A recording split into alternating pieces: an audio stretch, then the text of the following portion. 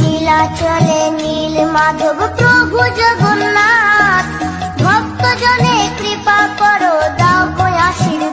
জানেন কি জগন্নাথ দেবের স্নান যাত্রার পর তাকে গজবেশ কেন ধারণ করানো হয়? কথিত আছে পুরীধামে এক গণেশ ভক্ত এসেছিলেন।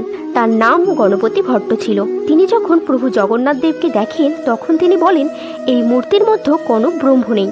তখন প্রভু জগন্নাথ দেব তার মনের কথা বুঝতে পেরে গজবেশ ধারণ করে এবং গণপতি ভট্টকে দর্শন দেন। তখন তিনি নিজের ভুল বুঝতে পেরে প্রভু জগন্নাথ দেবের কাছে ক্ষমা চান। তারপর থেকে জগন্নাথ দেবের স্নান যাত্রার পর প্রভু জগন্নাথ দেবকে গজবেশ ধারণ করানো হয়। কথিত আছে প্রভুকে যে যে রূপে দর্শন করতে চান তার কাছে প্রভু সেই রূপেই দর্শন দেন।